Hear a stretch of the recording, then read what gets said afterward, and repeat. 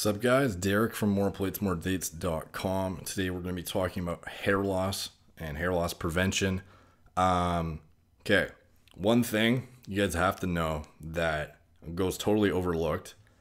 Typically, the progression of hair loss, androgenic alopecia, you have guys who will, there's obviously guys who get hit really hard in their teens and they're like visibly receding by the time they get in their early 20s, and they already know they're experiencing hair loss and they're genetically prone. But then you have other guys who are kind of like in that middle ground where they all of a sudden one day it just hits them and they just notice they can see their scalp now when they're combing their hair really easily. Or all of a sudden, their hairline is like, they see a picture that in poor lighting that shows their hairline just like way back, and they didn't realize it was that bad until they just saw it.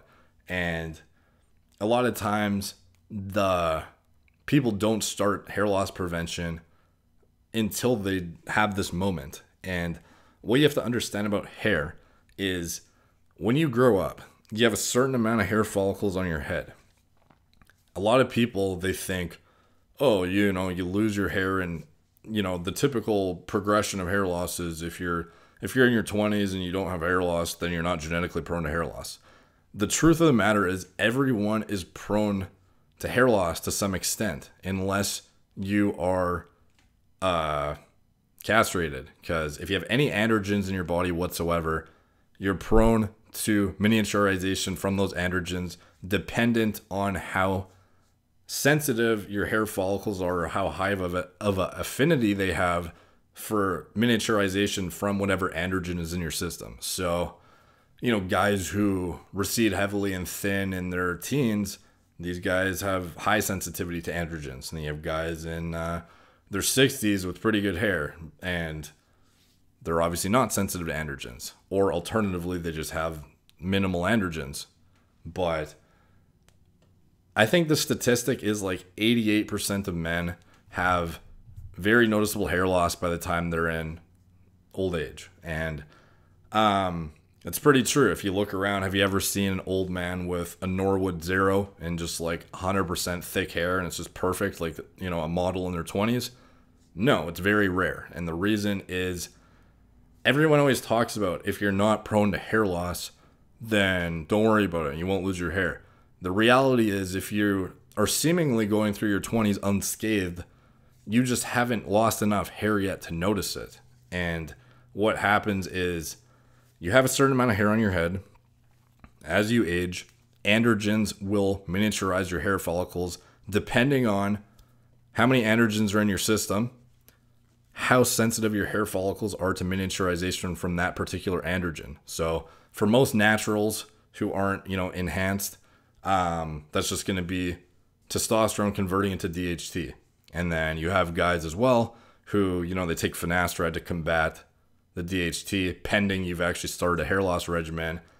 And then even if they continue losing it, they don't realize there's still testosterone floating around, which has an ability to miniaturize your hair follicles too. So they just assume, oh, finasteride's not working because I'm still balding, but they're not combating both the things in their body at the same time, because combating DHT is the main battle because it's the most androgenic byproduct hormone in your body, but you still have a bunch of free testosterone circulating in your system that has some ability to miniaturize hair follicles if you are sensitive to it.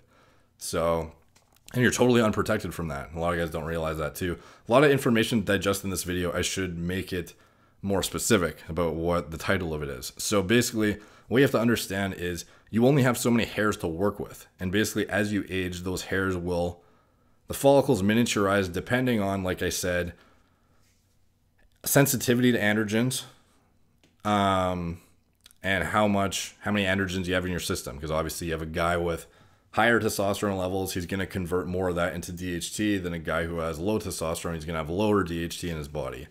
So basically, if you are, not genetically prone, you're just less sensitive. And as you go through your 20s and 30s, you're probably still losing hair, but it's just at a slower rate. So you have so many to work with, and you just can't see your scalp through them because you have so many. But once you lose more and more and more, eventually it takes 50% of your hair to be gone before you actually notice definitive hair loss, like very blatant hair loss. So by the time people notice it, that's why it seems like it's, you know, like why is it hitting me all of a sudden? The reality is it's been accumulating and going on for years and years and years. You just haven't noticed it until now. That first 50% of your hair has been falling out for the entirety of your life, and you just haven't noticed it until your hair became so sparse and so receded that you now are noticing it. So what's the whole point of this? It's to basically explain that starting hair loss prevention regimen right away is the best thing, regardless if you think, oh, you know, my mom's dad is has a good hairline and that's where the genetics come from. Like, I have two uncles, brothers. One has good hair in his 50s and one is bald and has been bald for 30 years. So it obviously doesn't, the gene doesn't always come from the exact same place if you have siblings with totally different hair genetics. So the best thing you can do is start a hair loss prevention regimen like immediately, like prevention now, regardless of how sensitive you think you are or not, in my opinion, if you care about your hair.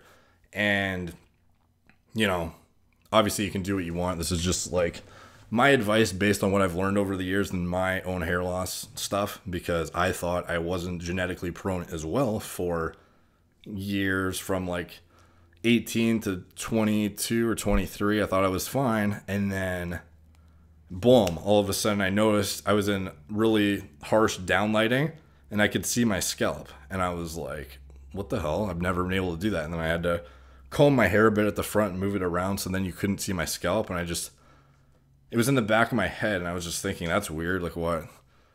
I've never had that before. And then it got worse. And it wasn't until I, you know, tackled the issue that I was able to stop it and prevent it from getting worse and reverse it to a fair extent. But the earlier you catch it, the better, regardless of how not sensitive you think you are. If you have any androgens in your system, the only reason castrated men can't lose their hair is because they have no androgens in their body. So you have, if you look back in history, you have the guys called the castrati. This is really interesting, actually, and it should be a topic for another video. But these guys, basically, they were castrated before they hit puberty to maintain their high-pitched, you know, like angelic singing voices, because families would rely on their kids to basically, I'm assuming, make a living, because they had such good voices that if you let them go through puberty and have all this DHT release, androgenic DHT, which lowers your voice, it would also wreak havoc on their hair. So the purpose of the castration was to preserve their high-pitched singing voice, but the byproduct of that, when you have zero androgens in your system, is you lose no hair. So these guys maintained perfect hairlines until the day they died. And the only reason for that is because they have literally no androgens in their system, whereas any normal guy, regardless of how not genetically prone he is, to some extent, he has noticeable hair loss by the time he dies, most of the time. Almost all the time. And obviously there's going to be arguments that that's not the case, but it's almost all the time. Unless you're like some genetic freak who just has like insanely low levels or has like the most amazing lack of sensitivity or affinity to androgens ever. But you don't want to rely on luck. You want to combat the issue and prevent it from ever being an issue in the first place, because it wasn't until I lost 50% density that I started noticing it, and then I was in panic mode and you have to recover. The best way, you can only recover so much. Keep in mind, once you lose a lot of it, you can't get it back. Like if you're totally bald, you can't just like grow all your hair back, you know what I mean? So you want to tackle it before it happens, as opposed to trying to play catch up and reverse it, because you're only going to be able to do so much. So anyway, sort of like a heads up in case you didn't know and you thought you had to like wait until you noticed you were balding to do something about it. It's not the case, and I would highly advise against it. So anyways, at the end of the day though, it's up to you. This isn't medical advice or anything like that. This is just my opinion based on my own anecdotal experiences in life and my hair loss journey. So anyways, take from that what you will, and thank you guys for watching. If you like this video, drop a like. Drop a comment, subscribe, hit that bell for stay notified when I post stuff. And yeah, talk to you guys soon.